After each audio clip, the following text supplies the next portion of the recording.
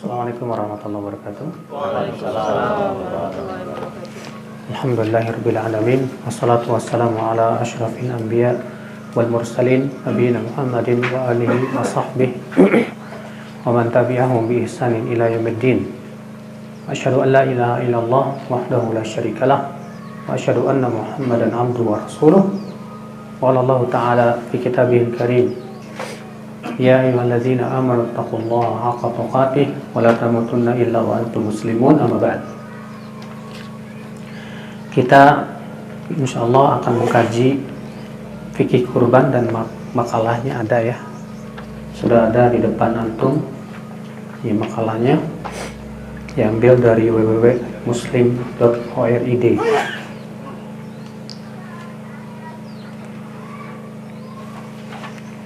Baik, siapa yang mau bacain? Irfan, bacain Pan. Ini satu lagi mana ini? Artinya satu. Iya, langsung aja baca. Fikih kurban. Fikih kurban. Allah Subhanahu wa taala berfirman yang artinya, maka sholatlah untuk Rabbmu dan sembelilah hewan. Al-Kausar ayat 2. Syekh Abdullah Al-Ghassam mengatakan, sebagian ulama ahli tafsir mengatakan yang dimaksud dengan menyembelih hewan adalah menyembelih hewan kurban setelah sholat id. Pendapat ini dinukilkan dari Qatadah, Atha dan Ikrimah. Aisyirul Alam 534, Tawdihul Arkam 450. Lihat juga Sahih Fikih Sunnah jilid 2 366. Dalam istilah ilmu fikih, hewan kurban biasanya disebut dengan nama al-udhiyah yang bentuk jamaknya al-adhahi. Al-adhahi. Al-adhahi. Iya. Di sini Allah Subhanahu wa taala mengatakan fasalli li rabbika wanhar. Dalam surat apa itu? Surat Al-Kautsar. Fasalli, maka salatlah li rabbika untuk Rabbmu, wanhar, dan sembelihlah. Sebagian ulama seperti Atha bin Abi Rabah, demikian pula Ikrimah dan Qatadah bin Di'amah Sudusi, semuanya adalah kalangan tabi'in, menyebutkan bahwa yang dimaksud dengan fasalli, salatlah, yaitu salat Idul Adha.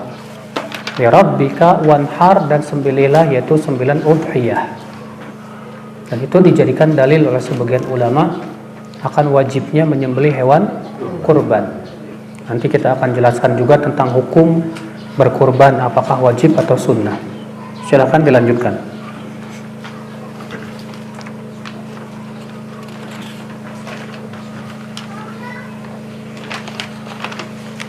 Udhiyah adalah hewan ternak yang disembelih pada hari Idul Adha dan hari Tasyrik dalam rangka mendekatkan diri kepada Allah karena datangnya hari raya tersebut. Lihat Al-Waziz 405 dan Sahih Fikih Sunnah jilid 2 366. Ini di sini beliau memberikan pengertian apa sih udhiyah. Kalau kita kan yang lebih familiar artinya hewan kurban. Tapi kalau dalam istilah ilmu fikih, dalam kitab-kitab fikih yang lebih familiar adalah udhiyah. Ya, makanya kalau kita baca kitab-kitab fikih pasti disebutnya apa? Al-udhiyah. Jamaknya al-adhahi. Apa itu udhiyah? Itu hewan ternak. Hewan ternak yang dimaksud yaitu 3. Yang pertama kambing, yang kedua sapi, yang ketiga unta. Dalilnya yaitu firman Allah Subhanahu wa taala, wa yadhkuru ismallah ala ma razaqahum wa yadhkuru ismallah fi ayyamin ma'lumat ala ma razaqahum min bahimatil an'am. Dan mereka hendaklah berzikir kepada Allah di hari-hari yang ma'lumat atas rezeki yang Allah berikan kepada mereka dari bahimatul an'am. Dan orang-orang Arab memahami kata bahimatul an'am itu untuk 3 jenis hewan tadi. Yang pertama apa? Kambing, sapi, unta. Ya. Maka bagaimana dengan kerbau? Maka tentu dikiaskan dengan apa? Dengan sapi. Ini pendapat jumhur ulama, bahkan sebagian mengatakan ini adalah ijma. Walaupun memang ada penukilan dari sebagian ulama salaf boleh menggunakan yang lainnya, akan tetapi penukilan dari mereka rata-rata sanadnya dhaif, tidak ada yang sahih. Sehingga kalau dikatakan bahwasanya ini ijma, bisa dikatakan demikian. Allahu a'lam. Ya. Kemudian kata beliau, sembelihan pada hari Idul Adha. Berarti ini disyaratkan harus pada waktu Idul Adha dan hari raya Tasyrik. Memang terjadi ikhtilaf para ulama. Sembelihan hewan kurban itu akhirnya kapan? Semua sepakat bahwa Idul Adha, sembelihan kurban itu harus setelah sholat Idul Adha. Karena kalau sembelihan itu sebelum sholat Idul Adha, itu bukan sembelihan udhiyah, bukan kurban, tapi itu hanya sedekah. Nah, itu awal daripada waktu penyembelihan. Nah, untuk akhirnya kapan? Ya, kebanyakan ulama mengatakan yaitu di hari-hari tasyrik, itu sampai tanggal 13. Sebagian lagi mengatakan boleh sampai akhir bulan Dzulhijjah. Akan tetapi wallahu a'lam, karena yang lebih mendekati adalah pendapat yang pertama, itu sampai akhir hari tasyrik, yaitu tanggal 13 bulan Dzulhijjah. Karena itu adalah merupakan hari-hari yang disebut oleh Rasulullah SAW ayyamu aklin wa syurbin, hari-hari makan dan minum. Keutamaan kurban, coba yang lain yang baca. Keutamaan kurban, membeli bukan termasuk amalan yang paling utama. Ibunda Aisyah radhiyallahu anha menceritakan bahwa Nabi Shallallahu Alaihi Wasallam bersabda, tidaklah anak Adam melakukan sesuatu amalan pada hari Idul Adha yang lebih dicintai Allah Subhanahu Wa Taala melebihi mengalirkan darah ke kurban. Maka hendaknya kalian merasa senang karenanya. HR Tirmizi, Ibnu Mahad, Ibnu Majah dan Al-Hakim dengan sanad sahih. Lihat Taudihul Ahkam 450. Hadis di atas didoifkan oleh Syekh Albani, Doif Ibnu Majah 671. Namun kegoncangan hadis di atas tidaklah menyebabkan hilangnya keutamaan berkurban. Banyak ulama menjelaskan bahwa menyembelih hewan kurban pada hari Idul Adha lebih utama daripada sedekah yang senilai atau harga hewan kurban, atau bahkan sedekah yang lebih banyak daripada nilai hewan kurban. Karena maksud terpenting dalam berkurban adalah mendekatkan diri kepada Allah Subhanahu wa taala. Di samping itu menyembelih kurban lebih menampakkan syiar Islam dan lebih sesuai dengan sunnah. Lihat Sahih Fikih Sunnah. Baik. Ketahuilah saudaraku sekalian, semua hadis tentang keutamaan berkurban dhaif, tidak ada yang sahih. Seperti misalnya hadis yang menyebutkan bahwa hewan kurban itu nanti menjadi tunggangan kita ketika melewati jembatan Sirat. Itu hadis dhaif jiddan, karena di dalam sanadnya ada perawi yang bernama Yahya bin Wahab. Dia perawi yang sangat lemah sekali.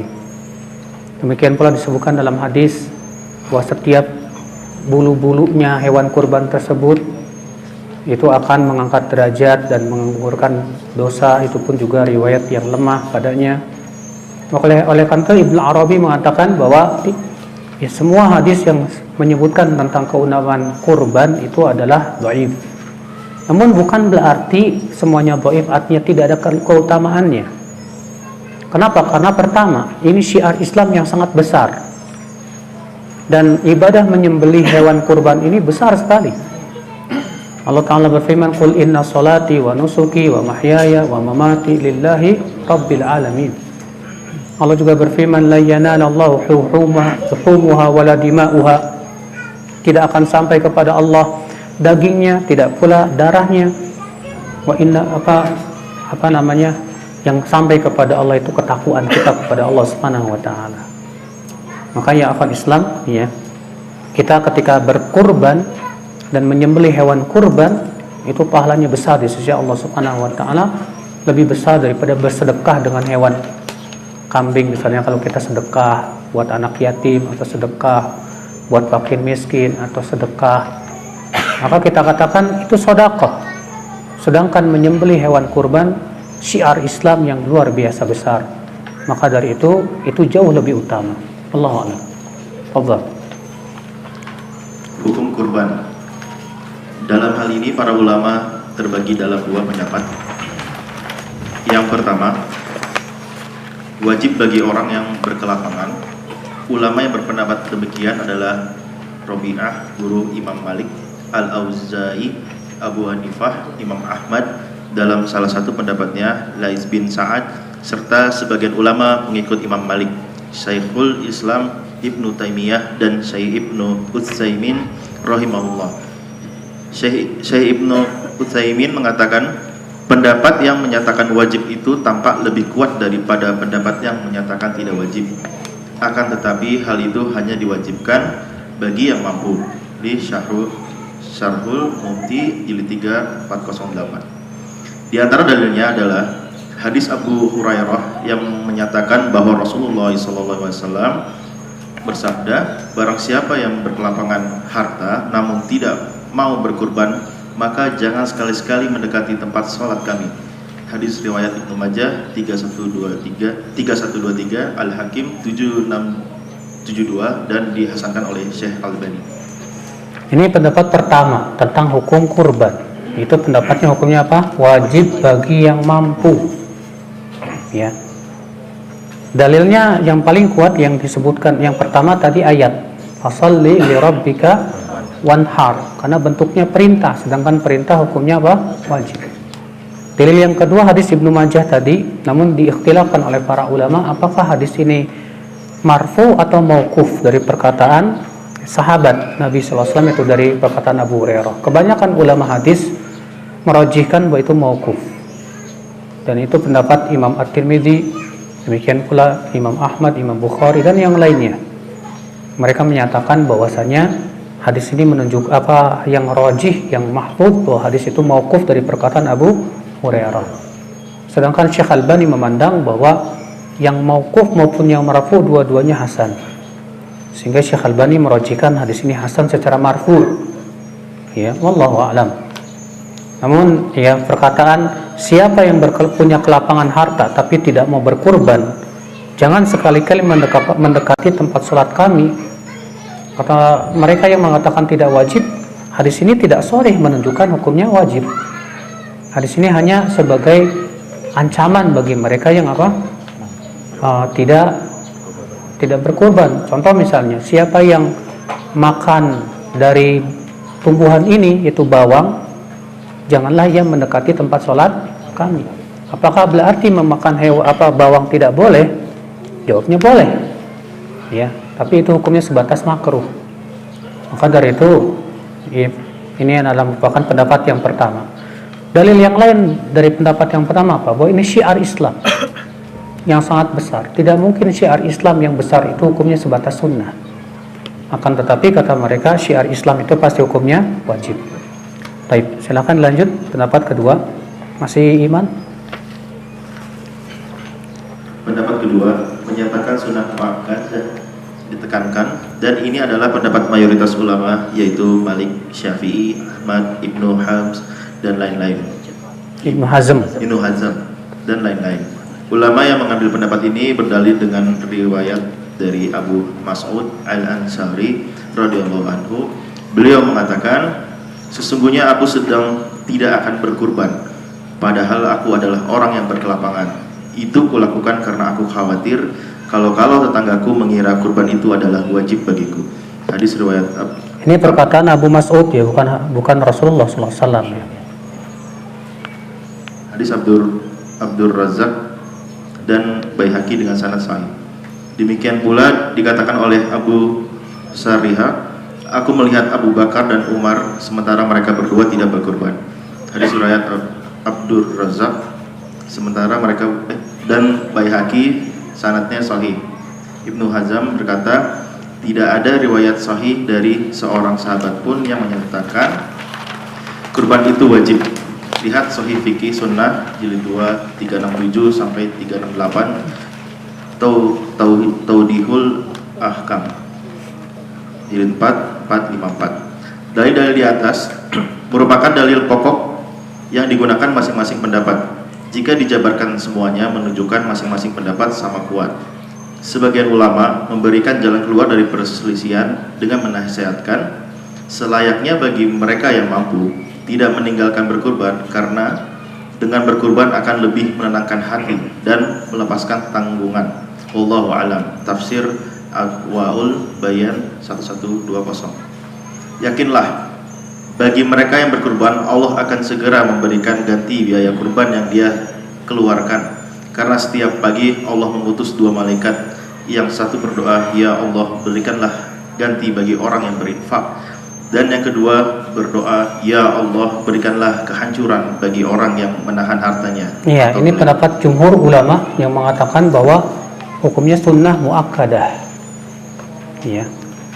Dalilnya adalah perbuatan para sahabat, Abu Bakar, Umar, Abu Mas'ud, dan tidak ada sahabat lain yang mengingkarinya. Dan tidak ada satupun nukilan bahwa ada satupun sahabat yang mengatakan hukumnya wajib. Sehingga menurut mereka ini ijma para siapa? Para sahabat.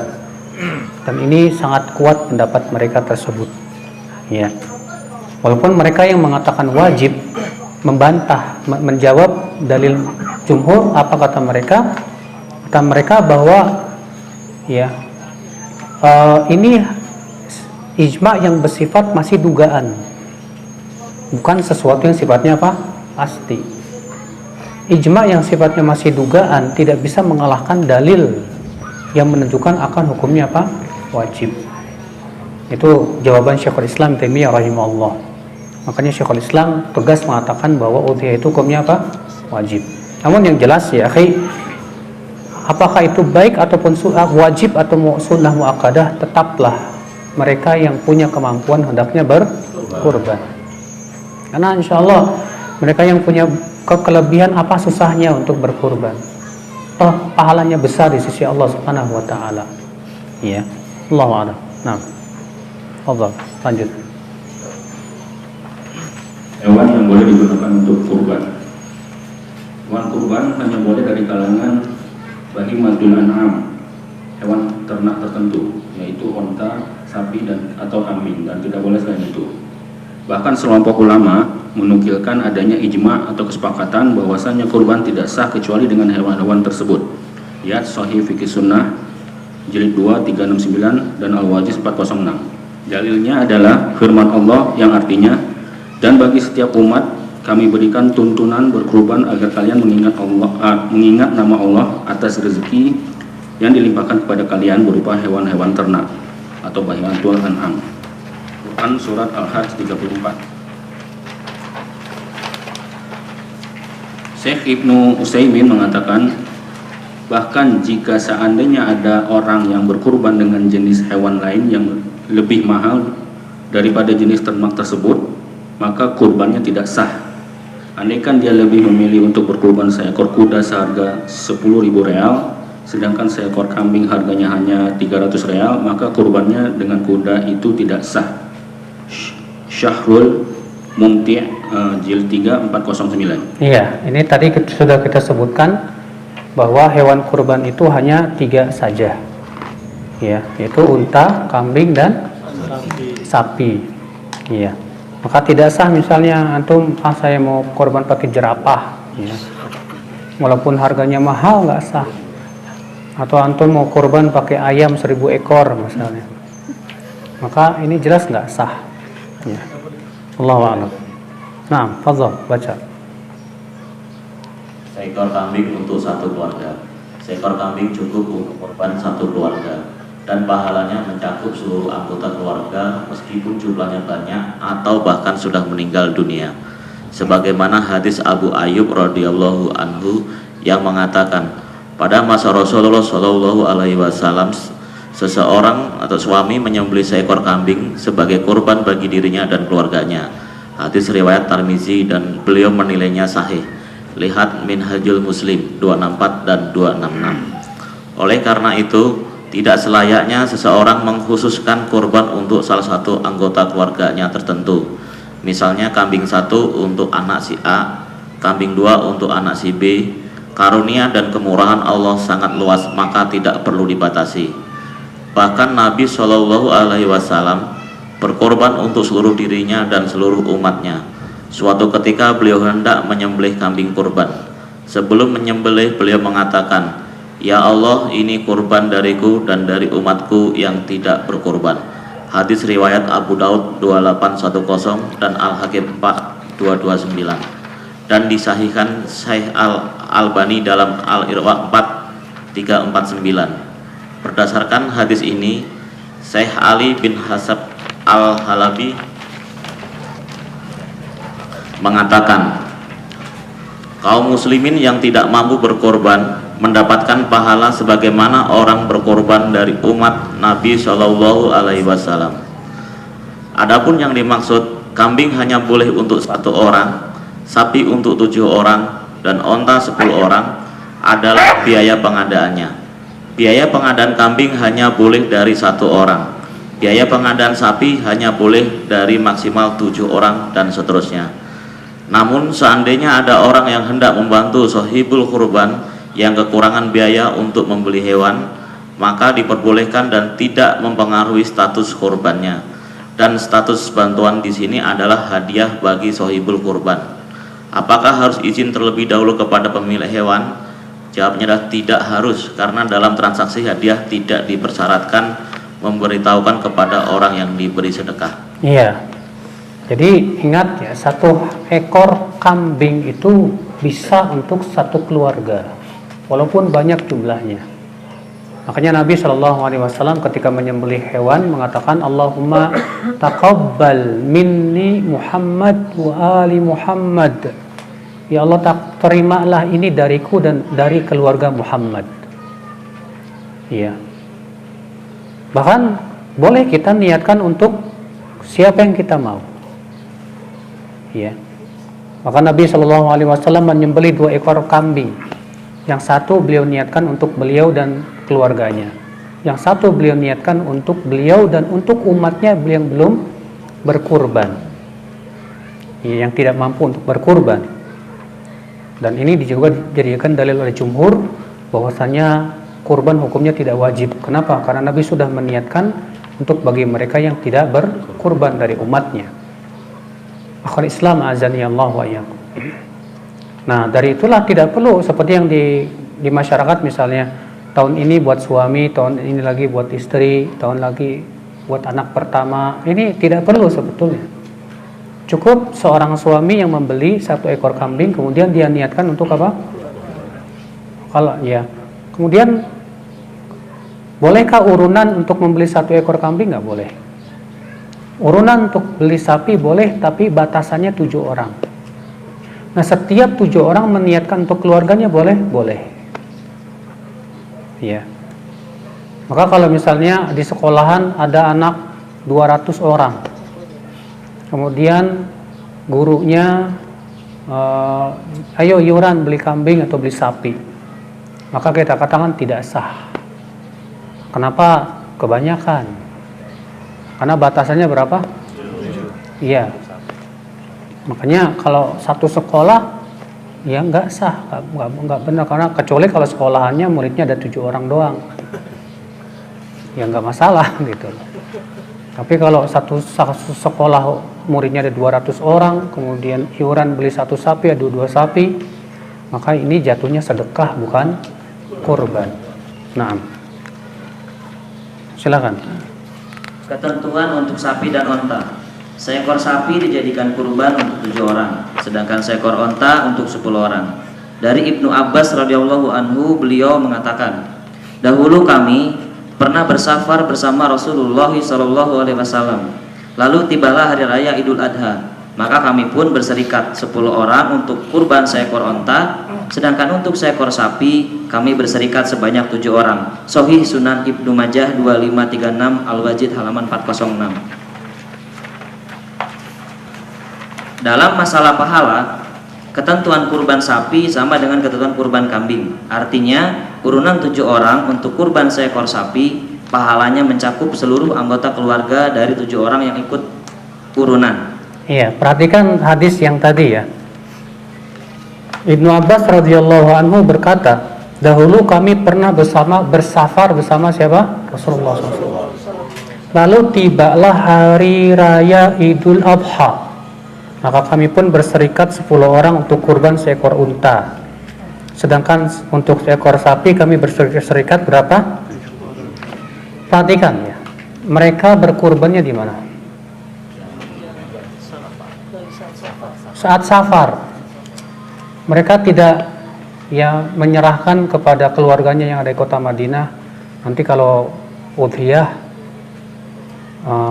sembelih aja di sini. Ini menunjukkan bahwa berudhiyah itu disyariatkan dimanapun kita berada. Kalau antum lagi safar ke Jawa Tengah, ya udhiyahnya di sana. Kalau antum lagi safar ke mana? Ke Bandung, udhiyahnya di sana. Di mana saja kita berada, disitulah kita tempat berudhiyah. Makanya terjadi ikhtilaf para ulama tentang masalah boleh tidak udhiyahnya di tempat yang jauh sementara kita di sini. Misalnya kita transfer uang untuk udhiyah di mana? Di kampung. Ini terjadi ikhtilaf para ulama. Sebagian mengatakan bahwa tidak boleh. Kenapa? Karena tujuannya adalah ibadah menyembelih kurbannya. Bukan tujuannya itu membagi-bagi dagingnya, bukan. Dan kalau kita perhatikan, itulah yang dilakukan Rasulullah dan para sahabat. Di mana mereka berada, disitulah mereka berkorban, karena itulah tujuan ibadahnya, yaitu ibadah menyembelih hewan kurban. Dan ini yang dirajikan oleh Syekh Muhammad bin Shalih Al-Utsaimin rahimahullah. Makanya kalau misalnya alasannya di sana sangat membutuhkan, sebetulnya bisa kita gabungkan dengan kita sembelih hewan kurbannya di sini, dagingnya kita kirim. Ya, kalau memang tujuannya adalah membantu karena di sana misalnya karena kekurangan, ya, sehingga kalau kita misalnya kita sembelih sendiri, kemudian kambingnya kita masukkan freezer, dagingnya kemudian kita kirim ke tempat-tempat yang memang membutuhkan, sebetulnya itu lebih sesuai dengan apa? Sunnah Nabi Sallallahu Alaihi Wasallam. Ya, Allah. Lanjut. Arisan kurban kambing. Mengadakan arisan dalam rangka berkurban masuk dalam pembahasan berhutang untuk kurban. Karena hakikat arisan adalah hutang. Sebagian ulama menganjurkan untuk berkurban meskipun harus hutang. Di antaranya adalah Imam Abu Hatim, sebagaimana dinukil oleh Ibnu Katsir dan Sufyan Ats-Tsauri, tafsir Ibnu Katsir surat Al-Hajj ayat 36. Demikian pula Imam Ahmad dalam masalah akidah. Beliau menyarankan akikah. Beliau menyarankan agar orang yang tidak memiliki biaya akikah agar berhutang dalam rangka menghidupkan sunnah akikah di hari ke-7 setelah kelahiran. Sufyan Ats-Tsauri rahimahullah mengatakan, dahulu Abu Hatim pernah berhutang untuk membeli unta kurban. Beliau ditanya, kamu berhutang untuk beli unta kurban? Beliau menjawab, saya mendengar Allah berfirman, kamu memperoleh kebaikan yang banyak. Kalau bisa kalau dibacain artinya doang, saya mendengar Allah berfirman yang artinya begitu. Saya mendengar Allah berfirman yang artinya kamu memperoleh kebaikan yang banyak pada unta-unta kurban tersebut. Quran surah Al-Hajj ayat 36. Lih tafsir Ibnu Katsir surat Al-Hajj ayat 36. Lih itu dilihat ya. Sebagian ulama lain menyarankan untuk mendahulukan pelunasan hutang daripada berkurban. Di antaranya adalah Syekh Ibnu Utsaimin dan ulama tim fatwa islamweb.net di bawah pengawasan Dr. Abdullah Al-Faqih. Lihat fatwa Syabakah Islamiyah nomor 7198 dan 28826. Syekh Ibnu Utsaimin mengatakan, jika orang punya hutang, maka selayaknya mendahulukan pelunasan hutang daripada berkurban. Syarhul Mumti 7455. Bahkan beliau pernah ditanya tentang hukum orang yang tidak jadi kurban karena uangnya diserahkan kepada temannya yang sedang terlilit hutang. Dan beliau menjawab, jika dihadapkan dua permasalahan antara berkurban atau melunaskan hutang orang fakir, maka lebih utama melunasi hutang. Lebih-lebih jika orang yang sedang terlilit hutang tersebut adalah kerabat dekat. Lihat Majmu' Fatawa dan Risalah Ibnu Utsaimin 18/144. Namun pernyataan-pernyataan ulama di atas tidaklah saling bertentangan, karena perbedaan ini didasari oleh perbedaan dalam memandang keadaan orang yang berhutang. Sikap ulama yang menyarankan untuk berhutang ketika kurban dipahami untuk kasus orang yang keadaannya mudah dalam melunasi hutang atau kasus hutang yang jatuh temponya masih panjang. Sedangkan anjuran sebagian ulama untuk mendahulukan pelunasan hutang daripada kurban dipahami untuk kasus orang yang kesulitan melunasi hutang atau hutang yang menuntut segera dilunasi.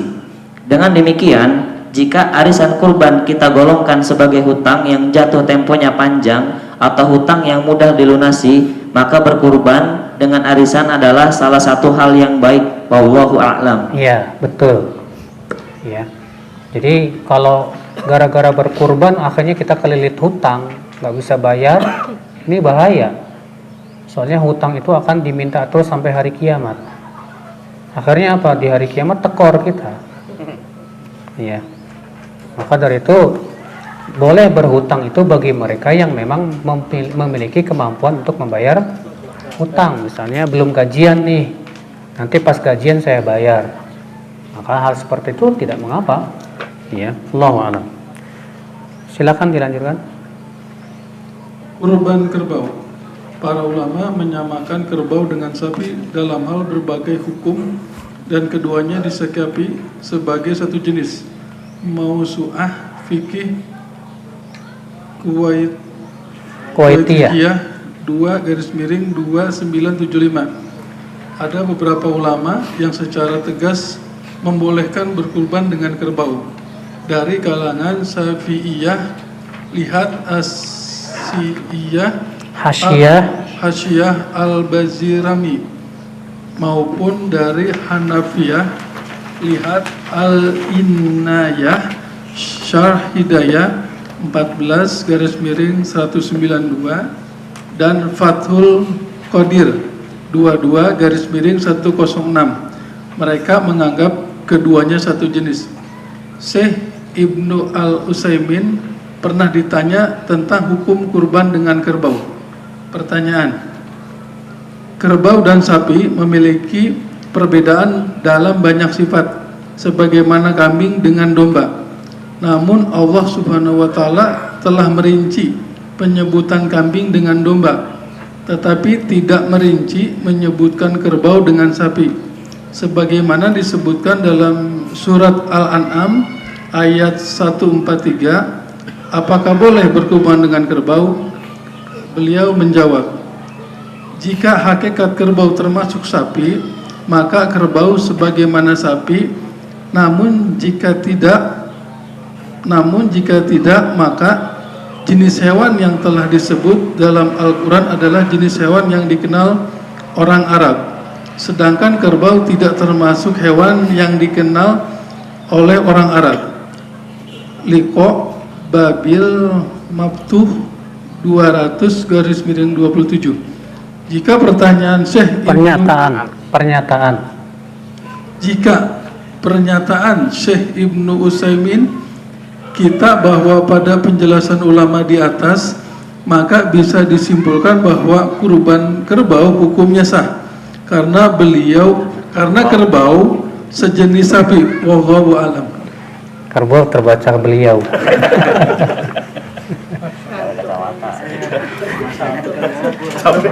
Iya, memang sih kalau kita lihat ada sedikit perbedaan antara sapi dan kerbau.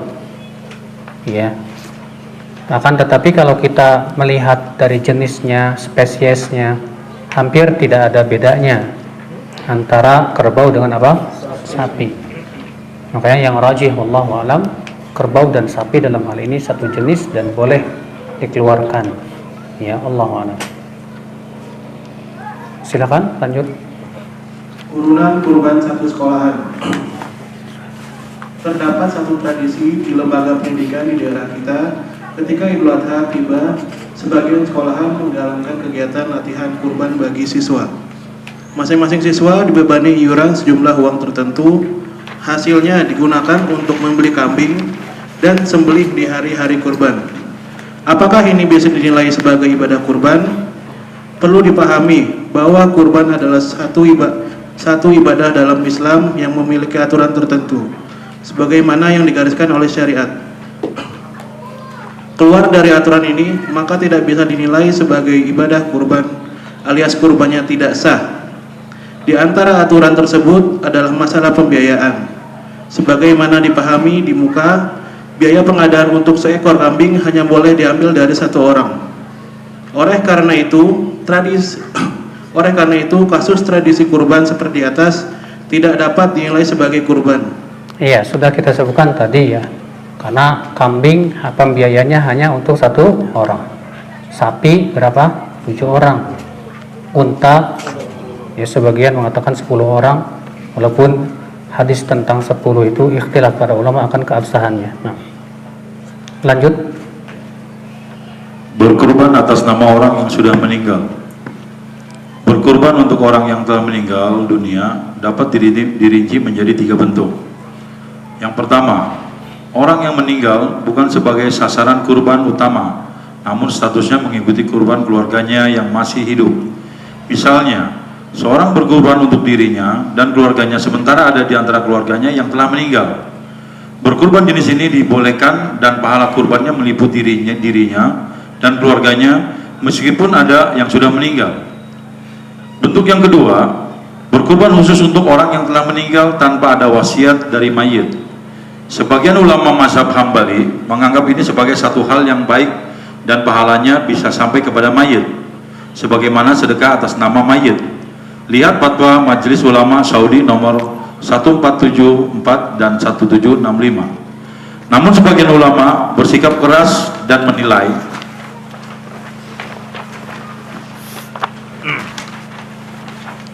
perbuatan ini sebagai suatu bentuk bid'ah, mengingat tidak ada tuntunan Nabi Muhammad SAW.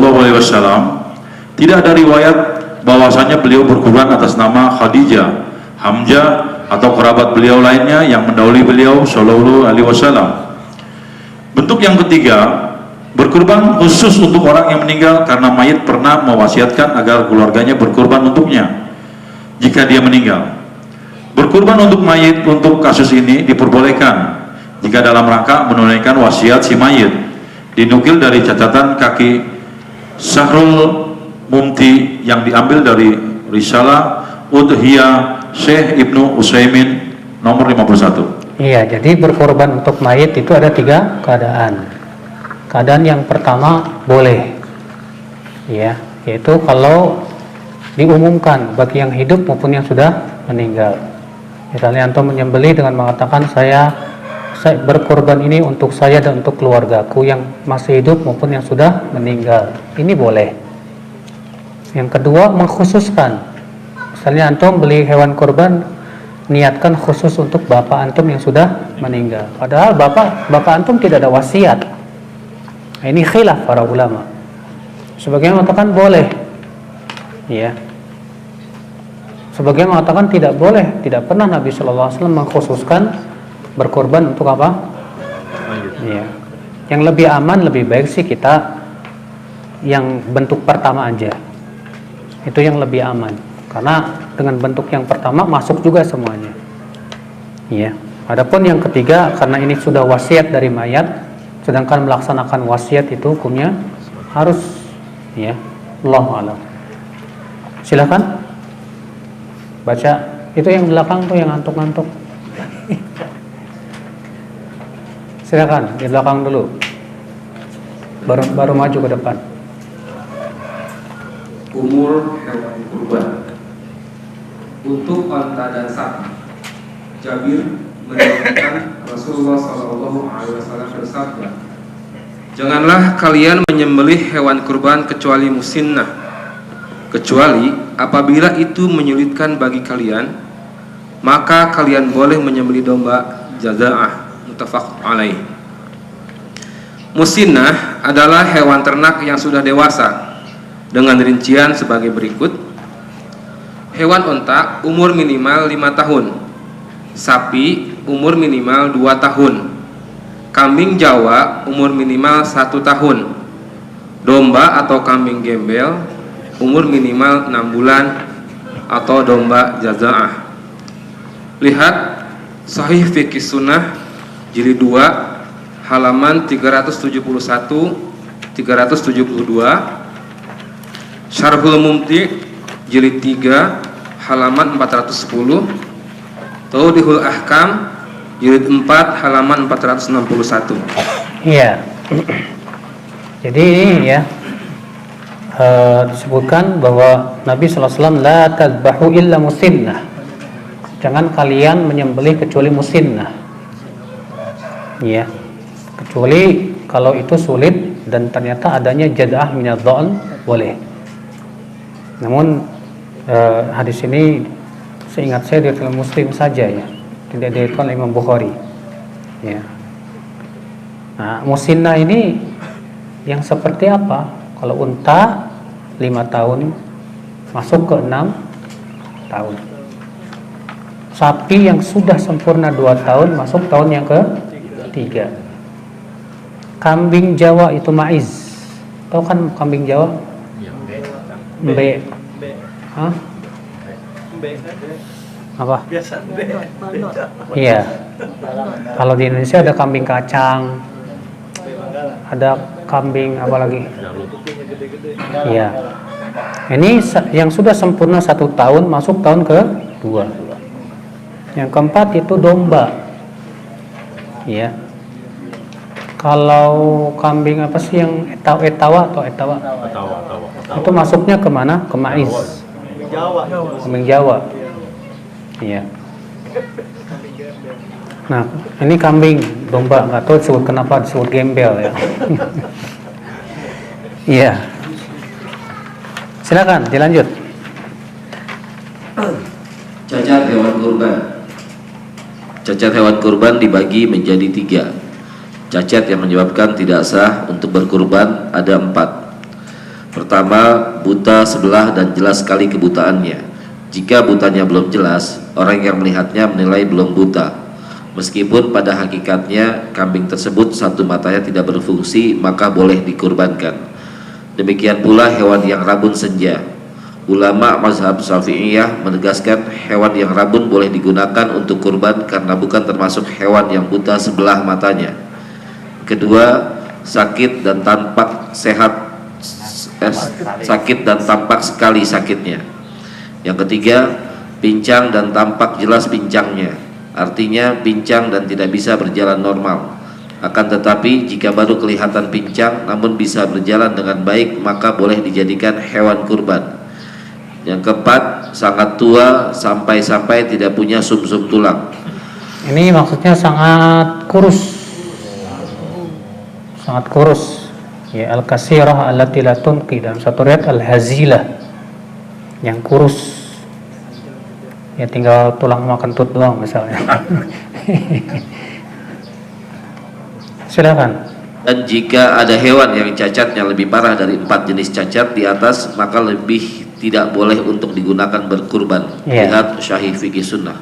Jadi syaratnya sakitnya itu harus tampak ya. Adapun kalau sakitnya tidak tampak, maka ini nggak apa-apa. Karena Rasulullah mengatakan di situ al-bayyin maraduha, yang jelas tampak sakitnya. Berarti Nabi di sini mengaitkan kepada apa? Ilat. Ya, sifat. Sifatnya apa? Sifatnya adalah jelas sakitnya. Berarti mafhum mukhalafahnya kalau jelasnya tidak sakit, sakitnya tidak jelas. Ya. Maka pada waktu itu boleh tidak? Boleh. Iya. Lanjut. Cacat yang menyebabkan makruh untuk berkurban ada 2. Yang pertama, sebagian atau keseluruhan telinganya terpotong. Dan yang kedua, rambutnya pecah atau patah. Lihat Sahih Fiqih Sunnah. Cacat yang tidak tentu berpengaruh pada hewan kurban atau boleh dijadikan untuk kurban, namun kurang sempurna. Selain 6 jenis cacat di atas atau cacat yang tidak lebih parah dari itu, maka tidak berpengaruh pada status hewan kurban. Misalnya tidak bergigi atau ompong, tidak berekor, gunting, atau tidak berhidung. Allahu a'lam. Ya sahih fi sunnah. Nabi SAW ditanya tentang cacat hewan apa yang harus dihindari ketika berkurban. Beliau menjawab, ada 4 cacat, dan beliau berisyarat dengan tangannya. Hadis riwayat Ahmad 4.300 dan Abu Daud 2802 dinyatakan hasan sahih oleh Tirmizi. Sebagian ulama menjelaskan bahwa isyarat Nabi SAW dengan tangannya ketika menyebutkan 4 cacat tersebut menunjukkan bahwa Nabi SAW membatasi jenis cacat yang terlarang, sehingga yang bukan termasuk 4 jenis cacat sebagaimana dalam hadis boleh digunakan sebagai kurban. Syahrul Mumti 7444. Terdapat hadis yang menyatakan larangan berkurban dengan hewan yang memiliki 2 cacat, telinga terpotong atau tanduk pecah, namun hadisnya dhaif, sehingga sebagian ulama menggolongkan cacat jenis kedua ini hanya menyebabkan makruh dipakai untuk kurban. Syahrul Mufti 7470. Iya, jadi itu 4 cacat yang tidak sah. Ingat baik-baik ya. Cuman kalau misalnya cacatnya tuh baru ada setelah kita beli. Udah beli kambing, sehat, bagus. Berantem, tawuran. Iya, kambingnya. Akhirnya apa? Pincang. Maka para ulama dilihat, kalau ternyata itu akibat keteledoran kita ngikatnya kurang kenceng atau sengaja nggak diikat, akhirnya tawuran, ya, maka wajib diganti. Nah, tidak sah. Tapi kalau misalnya itu bukan keteledoran kita sudah berusaha semaksimal mungkin supaya tidak terjadi. Qadarullah kena. Maka Allah berfirman, ma 'alal muhsinina min sabil. Orang yang sudah berbuat ihsan tidak ada jalan untuk disalahkan. Maka yang seperti ini wallahu alam, ya, karena itu bukan di luar kemampuan dia dan dia sudah berusaha, semoga itu diterima oleh Allah Subhanahu wa taala. Nah, silakan. Hewan yang disukai dan lebih utama untuk dikurbankan. Hendaknya hewan yang dikurbankan adalah hewan yang gemuk dan sempurna. Dalilnya adalah firman Allah Ta'ala yang artinya, barang siapa yang mengagungkan syiar-syiar Allah, maka sesungguhnya itu adalah berasal dari ketakwaan hati. Quran Surat Al-Hajj 32. Berdasarkan ayat ini, Imam Syafi'i rahimahullah menyatakan bahwa orang yang berkurban disunahkan untuk memilih kurban yang besar dan gemuk. Abu Umamah bin Sahal mengatakan, dahulu kami di Madinah biasa memilih hewan yang gemuk dalam berkurban, dan memang kebiasaan kaum muslimin ketika itu adalah berkurban dengan hewan yang gemuk-gemuk. Hadis riwayat Bukhari secara mu'allaq, namun secara tegas dan dimausulkan oleh Abu Nuaim dalam Al-Mustakraj, sanadnya hasan. Di antara ketiga jenis hewan kurban, maka menurut mayoritas ulama yang paling utama adalah berkurban dengan unta, kemudian sapi, kemudian kambing. Jika biaya pengadaan masing-masing ditanggung satu orang, bukan urunan, dalilnya adalah jawaban Nabi SAW ketika ditanya oleh Abu Dzar radhiyallahu anhu tentang budak yang lebih utama. Beliau bersabda, yaitu budak yang lebih mahal dan lebih bernilai dalam pandangan pemiliknya. Hadis riwayat Bukhari dan Muslim. Iya, jadi yang paling utama itu yang paling gemuk. Makanya disebutkan dalam hadis bahwa Nabi SAW menyembelih 2 kambing amlahaini aqranaini dan satu riwayat saminaini. Rasulullah menyembelih 2 kambing yang bertanduk dan berwarna putih, ya, dan satu riwayat dan gemuk. Nah, terjadi ikhtilaf para ulama mana yang lebih utama, unta atau kambing. Jumhur mengatakan unta lebih utama, sebagian mengatakan kambing. Alasannya Nabi tidak pernah sekalipun berkorban dengan unta, kata mereka. Dan yang Rasul lakukan itu pasti yang terbaik. Jawab yang rajih adalah unta. Kenapa? Karena Nabi menyebutkan tentang keutamaan hari Jumat, orang yang pergi di waktu pertama seakan-akan berkorban dengan unta. Orang yang pergi di waktu kedua seakan-akan berkorban dengan sapi. Itu menunjukkan unta lebih utama. Ya. Adapun tidak diketahui Nabi SAW berkorban dengan unta, tidak menunjukkan tidak ada. Bisa jadi Nabi berkorban dengan kambing untuk memberikan kemudahan kepada umatnya. Ya. Nah itu akhir Islam. Baik, lanjut. Manakah yang lebih baik, ikut turunan sapi atau kurban satu kambing? Siapa yang baca ini? Oh, Asep Sir, wow.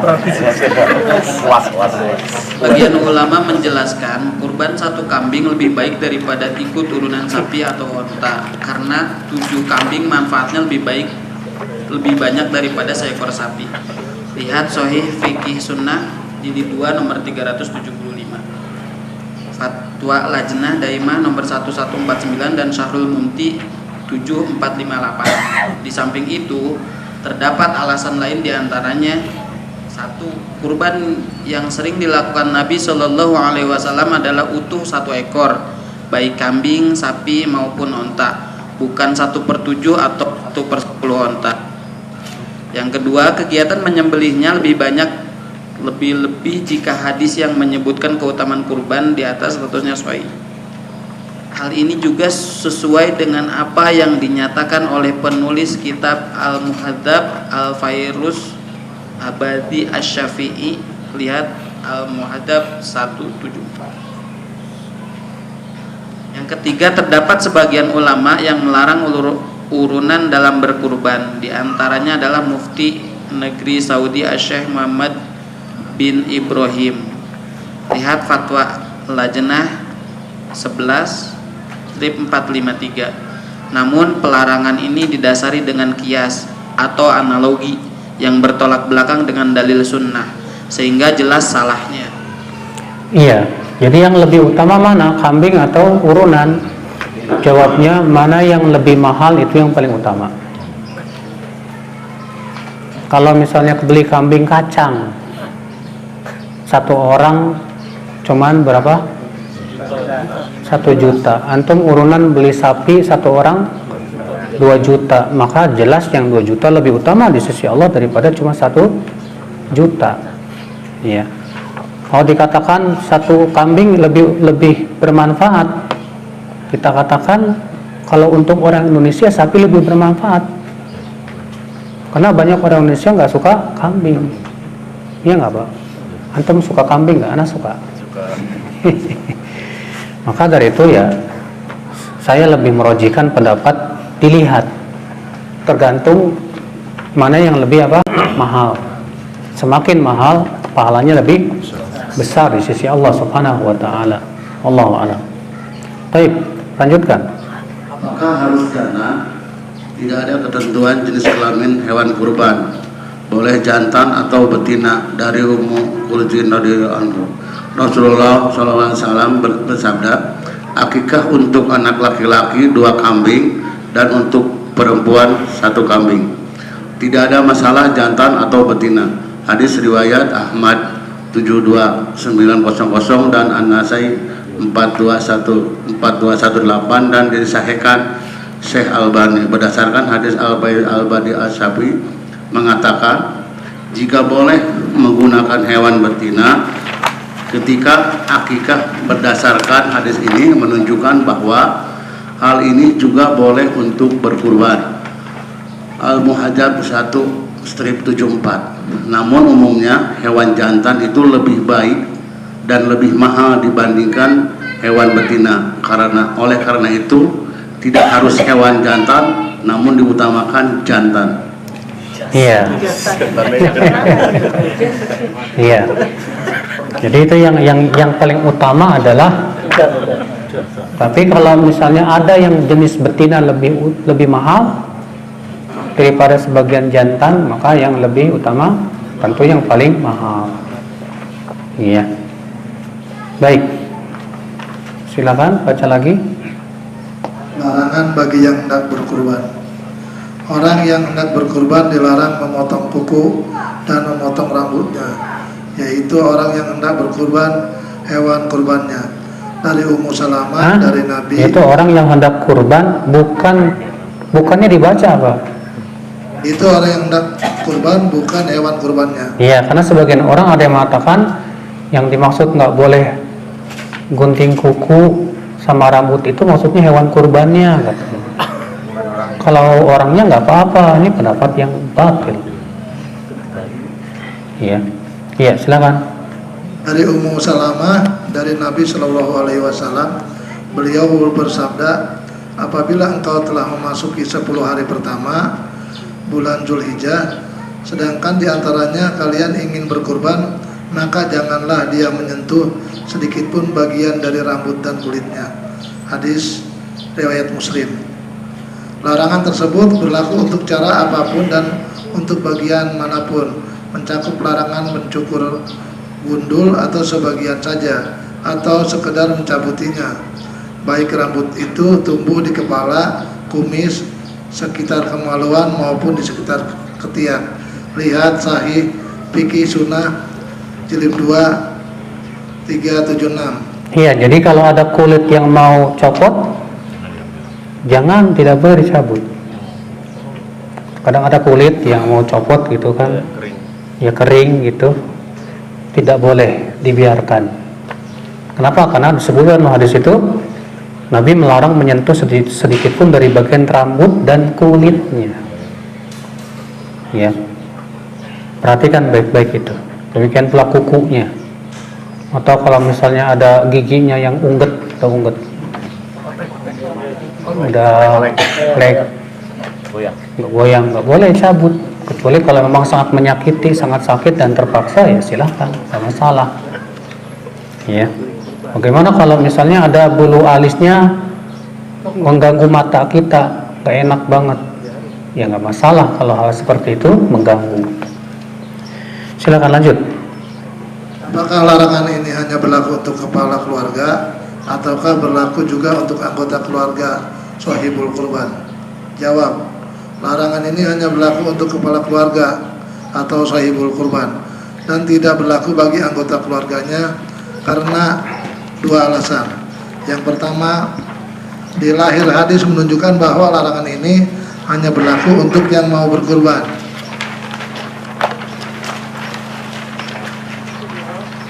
Yang kedua, Nabi Shallallahu Alaihi Wasallam sering berkurban untuk dirinya dan keluarganya. Namun belum ditemukan riwayat bahwasanya beliau menyuruh anggota keluarganya untuk tidak memotong kuku maupun rambutnya. Iya, jadi larangan ini khusus bagi mereka yang mau menyembelih. Ya, bagi yang mau apa? Menyembelih hewan kurban. Ya. Oke, lanjutkan. Waktu penyembelihan.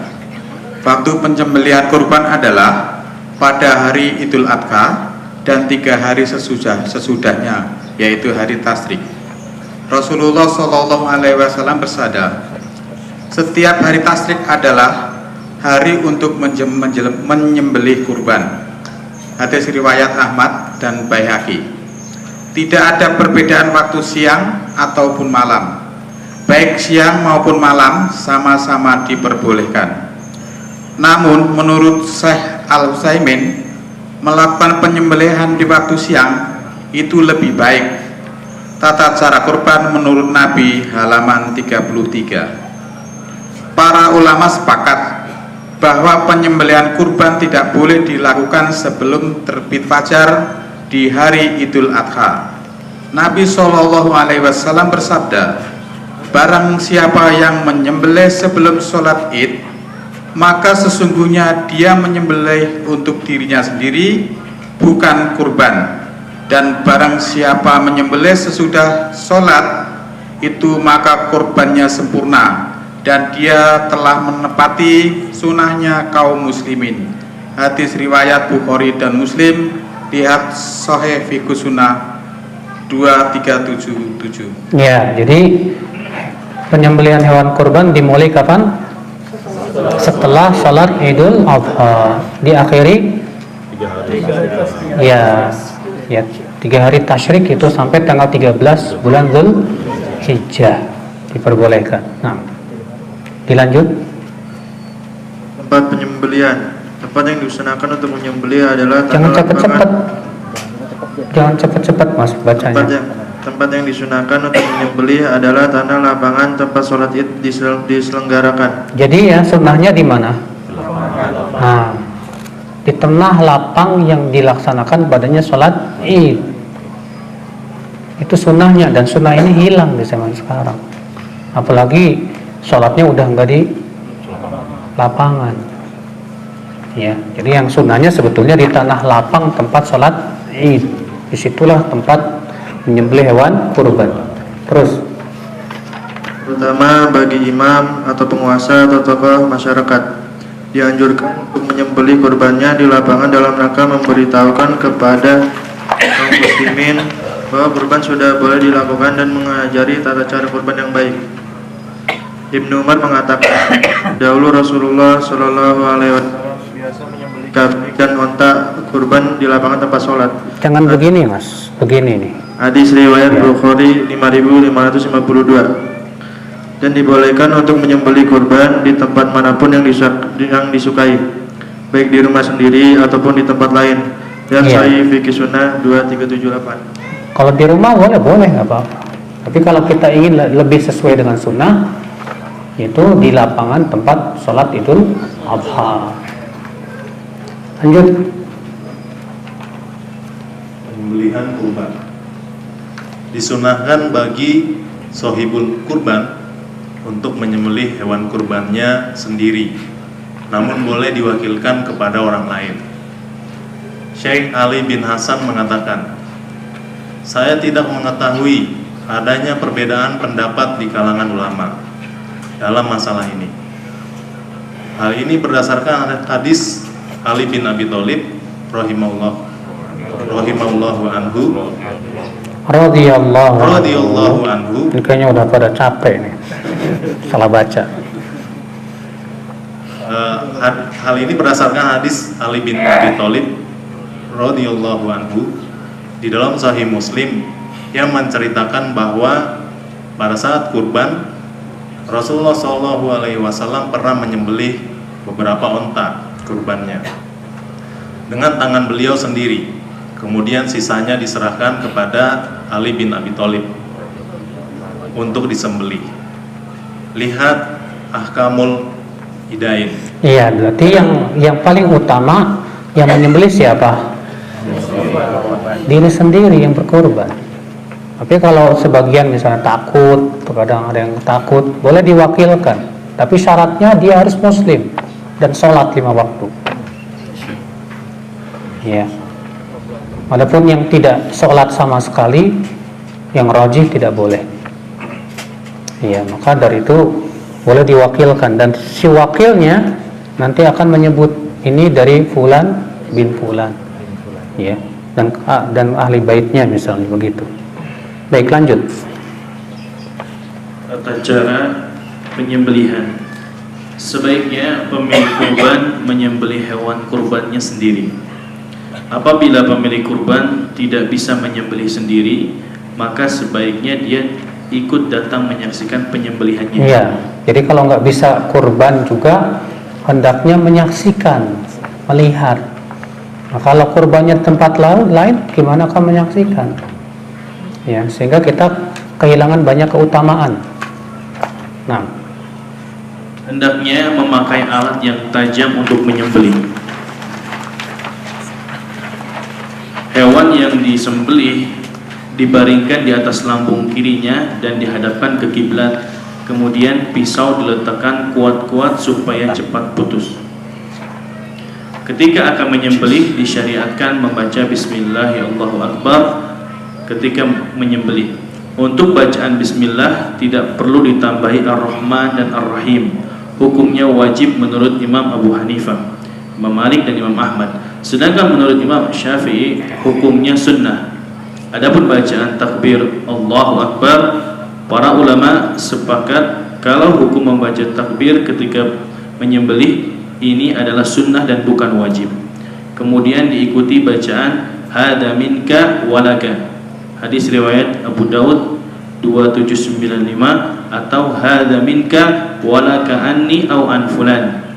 Disebutkan nama sahibul kurban, atau berdoa agar Allah menerima kurbannya dengan doa Allahumma taqabbal minni au min fulan. Disebutkan nama sahibul kurban. Lihat tata cara kurban tuntunan Nabi halaman 92.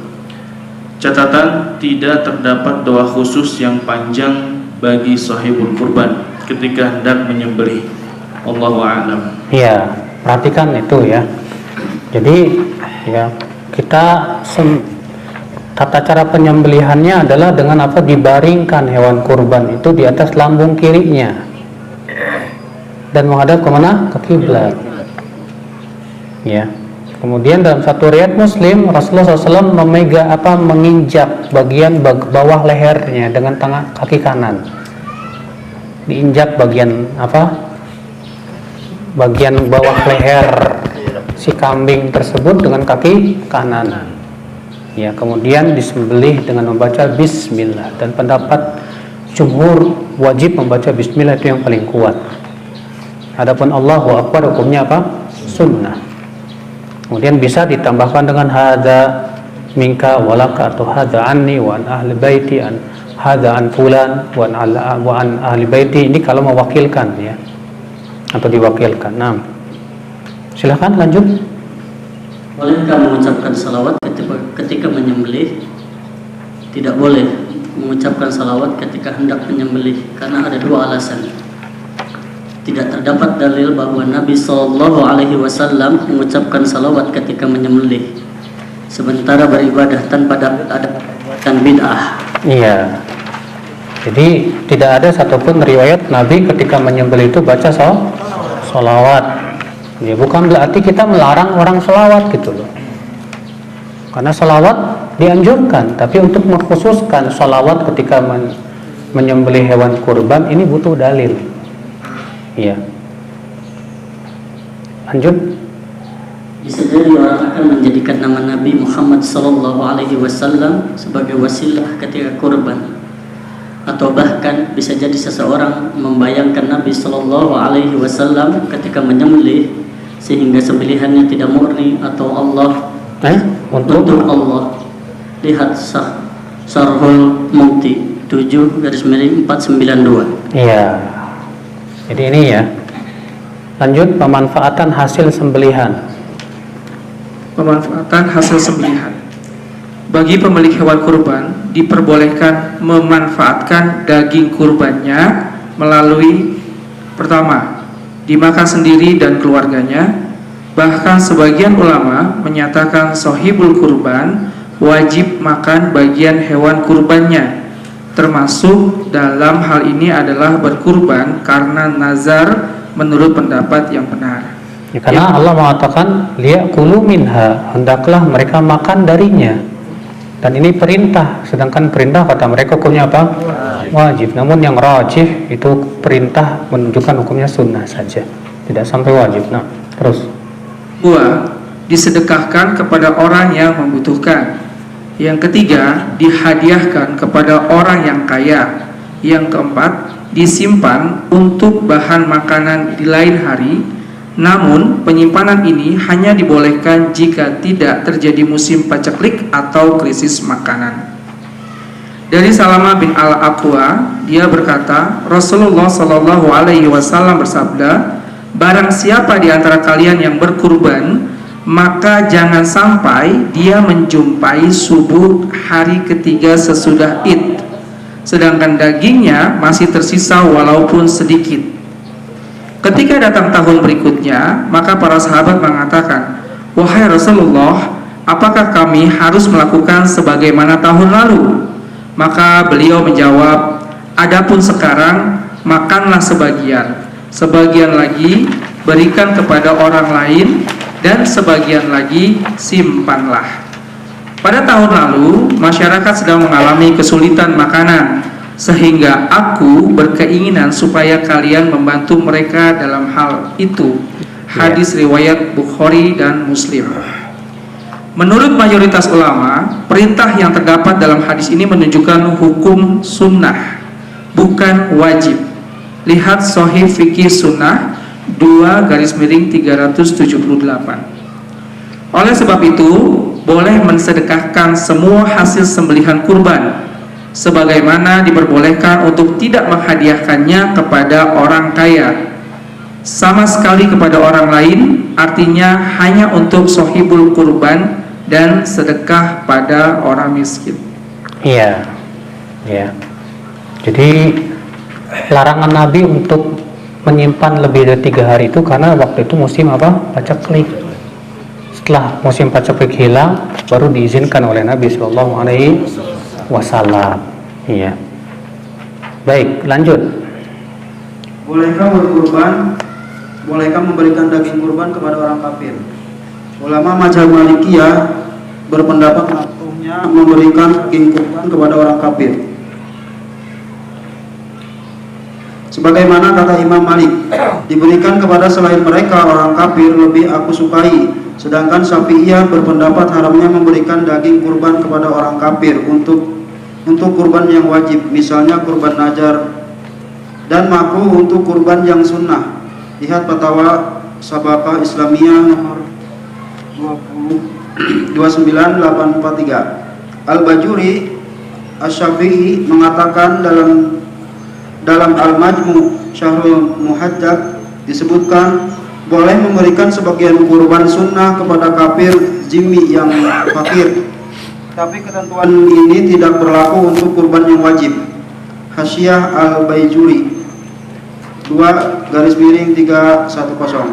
Lajnah Daimah Majelis Ulama Saudi Arabia ditanya tentang bolehkah memberikan daging kurban kepada orang kafir. Jawab Lajnah, boleh. Kita diperbolehkan memberikan daging kurban kepada orang kafir muahid. Muahid itu artinya yang melakukan perjanjian dengan kaum mukminin untuk tidak saling berperang. Ya, itu muahid ya. Baik karena statusnya sebagai orang miskin, kerabat, tetangga, atau karena dalam rangka menarik simpati mereka. Namun tidak diperbolehkan memberikan daging kurban kepada orang kafir harbi. Orang kafir harbi itu artinya yang memerangi kaum muslimin. Karena kewajiban kita kepada kafir harbi adalah merendahkan mereka dan melemahkan kekuatan mereka. Hukum ini juga berlaku untuk pemberian sedekah. Hal ini berdasarkan keumuman firman Allah. Yang artinya Allah tidak melarang kamu untuk berbuat baik dan berlaku adil terhadap orang-orang yang tidak memerangimu karena agama dan tidak mengusir kamu dari negerimu. Sesungguhnya Allah menyukai orang-orang yang berlaku adil. Kisah surat Al-Quran surat Al-Mumtahanah ayat 8. Demikian pula Nabi Shallallahu Alaihi Wasallam pernah memerintahkan Asma binti Abu Bakar radhiyallahu anhu untuk menemui ibunya dengan membawa harta padahal ibunya masih musyrik. Fatwa Lajnah Daimah nomor 1997. Kesimpulannya, memberikan bagian hewan kurban kepada orang kafir diperbolehkan karena status hewan kurban sama dengan sedekah atau hadiah, dan diperbolehkan memberikan sedekah maupun hadiah kepada orang kafir. Sedangkan pendapat yang melarang adalah pendapat yang tidak kuat karena tidak berdalil. Iya, berarti yang kuat boleh tidak? Boleh, tapi bukan kepada kafir harbi. Iya. Oke, lanjut. Larangan memperjualbelikan hasil sembelihan.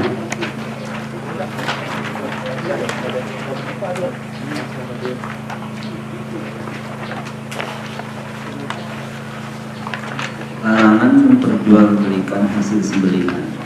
Tidak diperbolehkan memperjualbelikan bagian hewan sembelihan, baik daging, kulit, kepala, teklek, bulu, tulang maupun bagian yang lainnya. Ali bin Abu Thalib radhiyallahu anhu mengatakan, Rasulullah Shallallahu Alaihi Wasallam memerintahkan aku untuk mengurusi penyembelihan onta kurbannya. Beliau juga memerintahkan saya untuk membagikan semua kulit tubuh, serta kulit punggungnya, dan Saya tidak diperbolehkan memberikan bagian apapun darinya kepada tukang jagal. Riwayat Bukhari Muslim. Bahkan terdapat ancaman keras dalam masalah ini sebagaimana hadis berikut. Dari Abu Hurairah radhiyallahu anhu, Rasulullah shallallahu alaihi wasallam bersabda, barang siapa yang menjual kulit hewan kurbannya, maka ibadah kurbannya tidak ada nilainya. Riwayat hadis riwayat Al-Hakim 2/390 dan Al-Baihaqi. Syekh Al-Albani mengatakan hasan. Tentang haramnya pemilik hewan menjual kulit kurban merupakan pendapat mayoritas ulama. Meskipun Imam Abu Hanifah menyelisihi mereka, namun mengikat dalil yang sangat tegas dan jelas, maka pendapat siapapun harus disingkirkan. Iya, jadi dilarang kita untuk menjual apa? Ya, hasil sembelihan, baik kulitnya ataupun yang lainnya. Kenapa? Karena kita menyembelih itu sudah karena Allah. Sedangkan sesuatu yang sudah kita persembahkan untuk Allah, maka tidak boleh untuk sebagaimana antum misalnya mewakafkan tanah untuk Allah dan karena Allah, boleh dijual belikan? Tidak boleh. Demikian pula ini, hewan ini sudah kita persembahkan untuk Allah Subhanahu wa taala, maka tidak boleh untuk dijual belikan. Lanjut. Catatan, termasuk memperjualbelikan bagian hewan kurban adalah menukar kulit atau kepala dengan daging atau menjual kulit untuk kemudian dibelikan kambing. Karena hakikat jual beli adalah tukar menukar meskipun dengan selisih selain uang. Transaksi jual beli kulit hewan kurban yang belum dibagikan adalah transaksi yang tidak sah. Artinya, penjual tidak boleh menerima uang hasil penjualan kulit dan pembeli tidak berhak menerima kulit yang dia beli. Hal ini sebagaimana perkataan Al-Baijuri, tidak sah jual beli bagian dari hewan kurban. Di samping transaksi ini adalah haram, beliau juga mengatakan jual beli kulit hewan kurban juga tidak sah karena hadis yang diriwayatkan Hakim. Baca hadis di atas, Fikih Syafi'i 2/311. Bagi orang yang menerima kulit dibolehkan memanfaatkan kulit sesuai keinginannya, baik dijual maupun untuk pemanfaatan lainnya, karena ini sudah menjadi haknya. Sedangkan menjual kulit yang dilarang adalah menjual kulit sebelum dibagikan atau disedekahkan, baik yang dilakukan panitia maupun sohibul kurban. Jadi sebetulnya ya, kalau kulit, kepala, kasihkan aja ke fakir miskin. Setelah itu mereka mau jual, ya terserah mereka. Yang tidak boleh menjual itu si pemilik kurban, sahibul kurban itu, karena dia sudah menyatakan ini karena Allah. Jadi solusinya gimana? Ya udah kasih aja, jangan dikasih ke jagal karena dilarang oleh Rasulullah SAW. Tapi diberikan langsung kepada fakir miskin. Nah, terserah fakir miskin itu mau jual, mau bikin dendeng apa, terserah. Allahu a'lam. Nah, lanjut. Kembali. Larangan mengupah jagal dengan bagian hewan sembelihan. Dari Ali bin Abi Thalib radhiyallahu anhu bahwa beliau pernah diperintahkan Nabi Shallallahu alaihi wasallam untuk mengurusi penyembelihan ontanya agar membagikan seluruh bagian dari sembelihan onta tersebut, baik yang berupa daging, kulit, tubuh maupun pelana, dan dia tidak boleh memberikannya kepada jagal barang sedikit pun. Hadis riwayat Bukhari dan Muslim. Dan dalam lafaz lainnya beliau berkata, kami mengupahnya dari uang kami pribadi. Hadis riwayat Muslim. Dan ini merupakan pendapat mayoritas ulama. Lihat Sahih Fikih Sunnah jilid 2 halaman 379.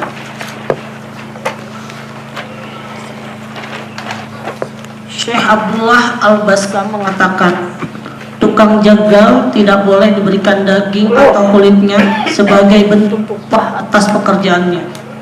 Hal ini berdasarkan kesepakatan para ulama.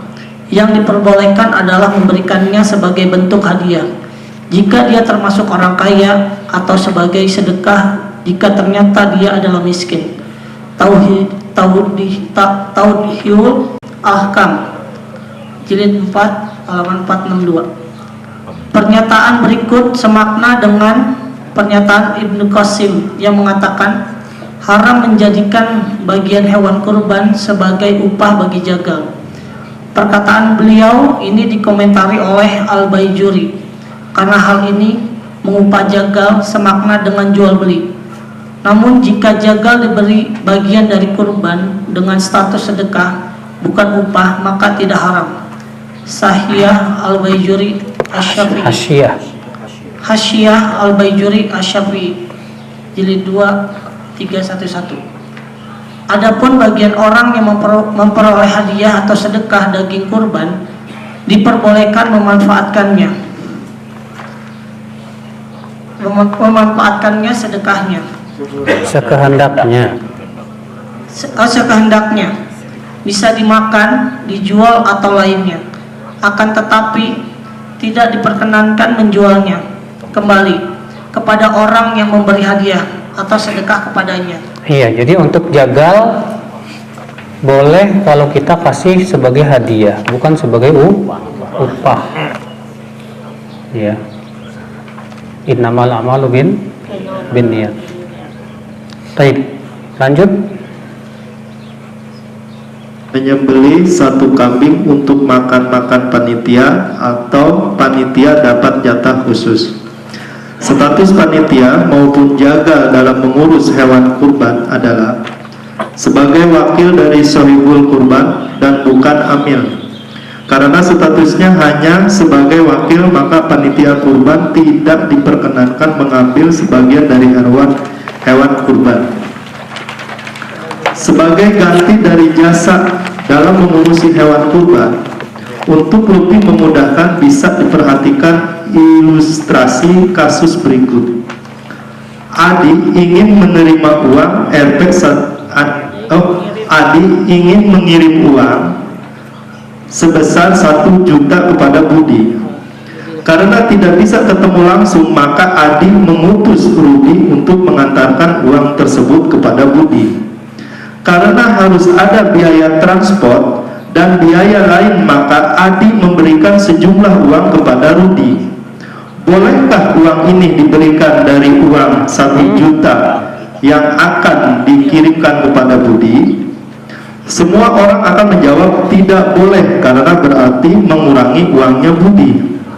Status Rudi pada kasus di atas hanyalah sebagai wakil Adi.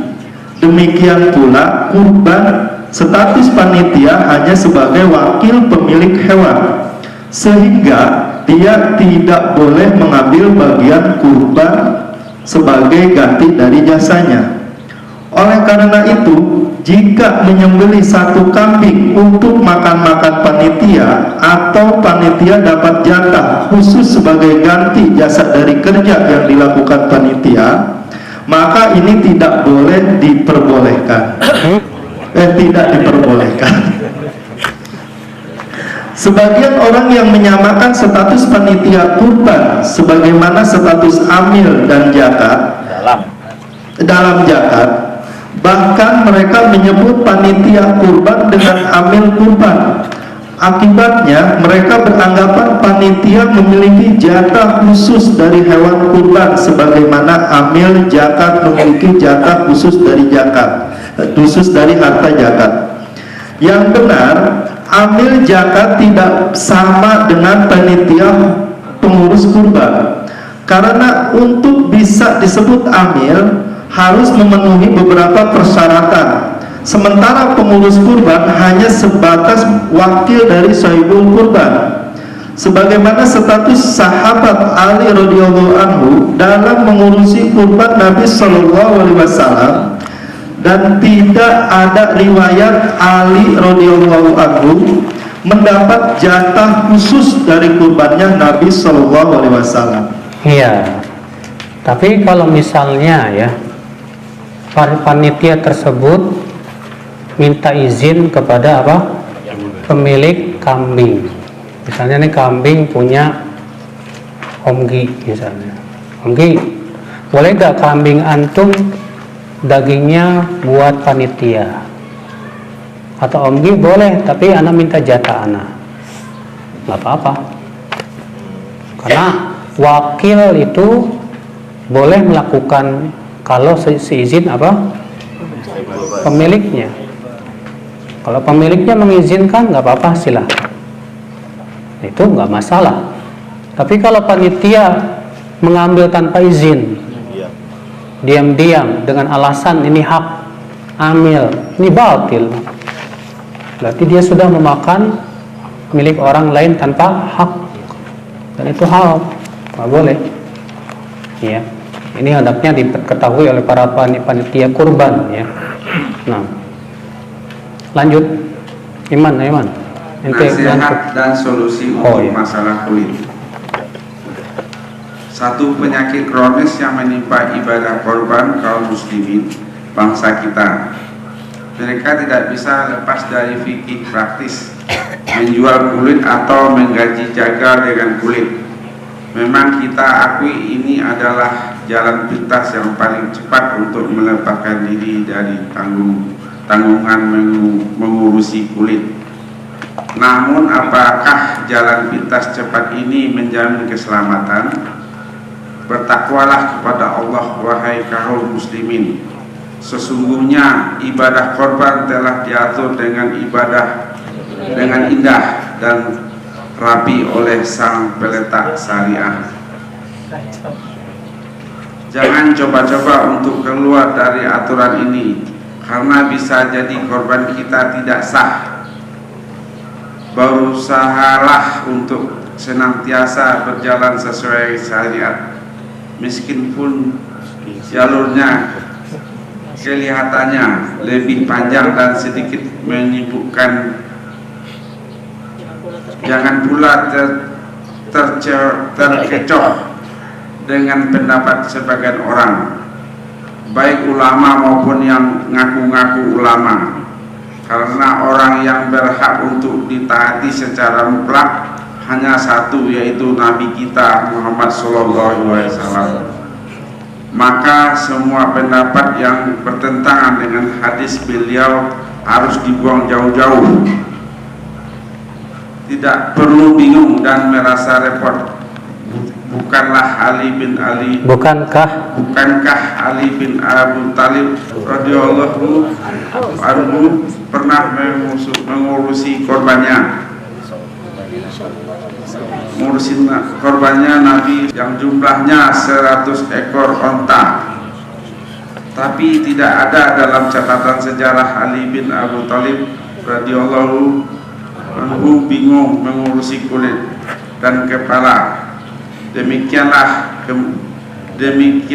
kemudahan yang Allah berikan bagi orang yang 100% mengakui aturan syariat, mengikuti aturan syariat. Namun bagi mereka baca panitia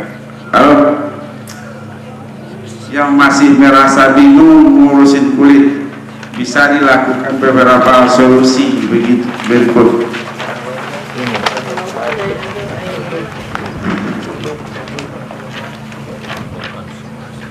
Kumpulkan semua kulit,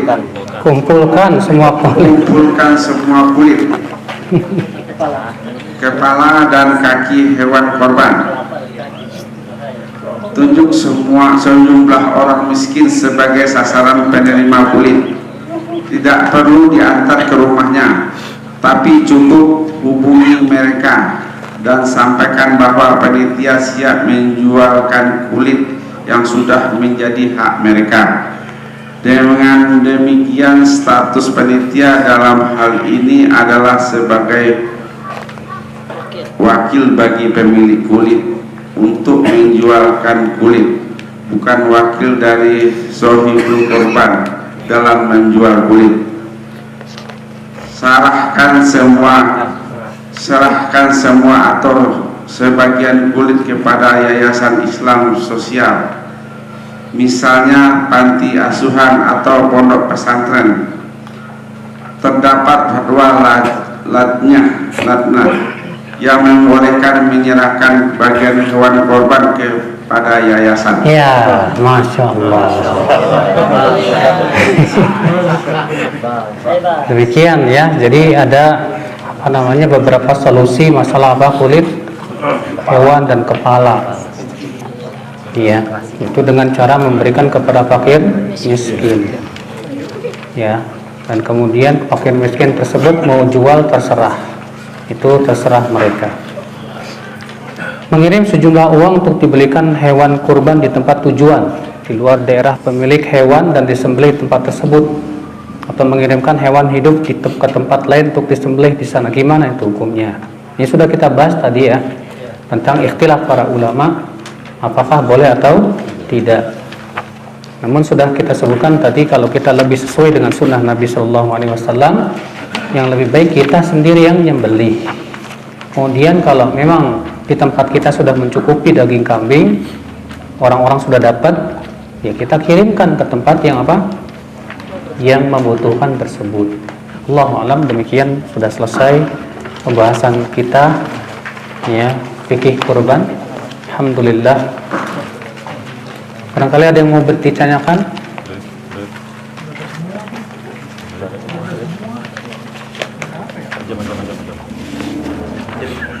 Assalamualaikum warahmatullahi wabarakatuh. Assalamualaikum. Saya mau bertanya, apakah ketika istri kita sedang hamil, terus kita kurban, Ustaz, anak yang dalam kandungan itu apakah kebawa dalam niat kurban itu? Apakah itu diniatkan juga untuk janin yang ada dalam kandungannya? Allahu a'lam. Saya belum dapat dalil tentang masalah ini ya. Iya. Silakan, masih ada yang bertanya? Assalamualaikum warahmatullahi wabarakatuh. Karena mau bertanya Ustaz, ketika kita membeli hewan kurban tapi kita tidak tahu umur hewan tersebut, apakah kita percayanya sama penjualnya atau gimana? Iya, kita tanya kepada penjual, kepada ahlinya, dan kita tanya betul-betul umurnya udah berapa bulan, karena sebagian penjual nggak paham. Maka kalau kita tahu penjualnya nggak paham, lebih baik kita tidak beli dari dia. Yang lebih baik kita beli kepada orang yang sudah betul-betul paham, sebab akibatnya fatal, tidak sah. Misalnya beli kambing Jawa, ternyata umurnya baru 8 bulan. Ketika tanya ke penjualnya, udah umur berapa? Nggak tahu. Gimana kita akan menjadikan sebagai hewan kurban sementara kita tidak tahu? Maka lebih baik kita beli kepada yang sudah jelas tahu ya, bahwa ini umurnya berapa. Iya. Iya. Masih ada yang mau tanya? Silakan. Assalamualaikum warahmatullahi wabarakatuh. Salam. Ustaz, ada 2 pertanyaan nih. Yang pertama, bagaimana hukumnya orang jika kehidupan sehari-harinya dia cukup, Ustaz? Misalkan gaji dia 2 juta, dia cukup untuk kehidupan dia. Tapi dia punya aset banyak, punya motor, punya mobil, tapi untuk kehidupan bulanan dia cukup. Tapi dia tidak mau berkurban, itu bagaimana hukumnya? Tidak mau berkurban atas pendapat yang penjumhur mengatakan sunnah, dia tercela. Iya, ada pendapat yang mengatakan wajib, dia berdosa. Yang jelas orang ini bisa kita katakan tertolak persaksiannya. Kenapa? Kata para ulama, orang yang senantiasa meninggalkan perkara yang sunnah muakkadah ini tercela dan ditolak persaksiannya. Orang seperti ini ya menganggap remeh syiar-syiar Islam yang besar dan agung. Allahu a'lam. Yang kedua, Ustaz, larangan memotong kuku dan rambut itu berlaku waktunya kapan, Ustaz? Berlakunya dari semenjak tanggal 1 bulan Dzulhijjah sampai kita menyembelih. Setelah selesai menyembelih baru selesai. Iya. Fadhal. Assalamualaikum warahmatullahi wabarakatuh. Assalamualaikum warahmatullahi wabarakatuh. Ustaz, ana mau bertanya. Seseorang keluarga ketika berkorban, katakanlah ana berkorban, ana sudah berkeluarga. Apakah dari pihak istri, ibu mertua, adik-adik ipar itu termasuk di dalamnya atau tidak? Terima kasih. Maksudnya? Keluarga. Oh, dia niatkan. Sudah kita sebutkan tadi, boleh meniatkan berbagi pahala dengan siapa yang dia mau. Misalnya dengan keluarga saya termasuk mertua dan menantu, silakan masuk semuanya. Nah. Assalamualaikum warahmatullahi wabarakatuh. Assalamualaikum warahmatullahi wabarakatuh. Pak Ustaz, anak kebetulan teman-teman banyak di statusnya seorang jagal, Ustaz. Nah, ketika kita menyuruh teman itu, terkadang teman tersebut menanyakan gitu, ini 1 ekornya berapa gitu kan. Nah, ketika di antara dari panitia sama yang tukang jagal itu, bolehkah transaksi untuk jasa? Nah, itu yang pertama. Terus yang kedua, maksudnya transaksi jasa gimana? Transaksi jasa, Ustaz. Jasanya ini berapa 1 ekor gitu. Gitu. Nah, kepada panitia. Panitia sama yang tukang jagal tersebut. Nah, hukumnya sama gimana? tukang jagal. Gitu kan. Terus yang pertama, jadi jagalnya minta dibayar. Itu yang pertama. Terus yang kedua, bolehkah kita meniatkan, walaupun alhamdulillah Rasulullah SAW kepada umatnya sudah korban gitu pada waktu. Nah, ketika kita mau karena ketidakmampuan kita untuk korban, kita pengen korban tenaga, itu gimana Ustaz? Boleh nggak kita meniatkan? Boleh nggak kita meniatkan ketika kita mau ikut motong, kita mendingan kita korban ini aja dah, tenaga aja dah. Nah, boleh nggak? Pertama ya, kalau si jagal mensyaratkan saya tidak dapat apa, maka tidak boleh panitia memberikan upah berupa kambing dan bagian dari kambing. Kalau si jagal berkata, boleh saya akan sembelih, tapi syaratnya kulitnya buat saya sama kepala, sebagai upah buat saya, nggak boleh. Maka yang sepertinya harus ditolak. Tapi kita katakan, enggak, kita akan kasih antum uang. Dan kita tentu minta dari orang yang berkorban. Pak, ini jasa untuk sembelihan hewannya per orang 50.000 Pak. Untuk bayar apa? Jagal. Makanya seperti ini nggak masalah. Adapun kalau si jagalnya mensyaratkan kambing dan kulit sama kepala buat dia sebagai upah, maka ini wajib ditolak karena sudah kita sebutkan tuh terlarang dalam syariat Islam. Adapun yang kedua, Ustadz, saya mau korbannya korban jasa, gimana? Bukan korban kambing. Korban hati. Ya. Kita katakan kalau sebatas mau bantu nyembelihin ya silahkan aja, tapi nilainya nggak sebesar orang yang korban kambing. Karena yang menjadi syiar dan perintah Allah itu kurban apa? Hewan binatang ternaknya. Nah, kalau misalnya antum juga berkorban, antum juga bantu-bantu, double pahalanya di sisi Allah Subhanahu wa taala. Baik, saya kira cukup sampai di sini ya. Mudah-mudahan yang sampaikan bermanfaat. Subhanakallah bihamdik, asyhadu an la ilaha illa anta, astaghfiruka wa atubu ilaik. Assalamualaikum warahmatullahi wabarakatuh. Waalaikumsalam.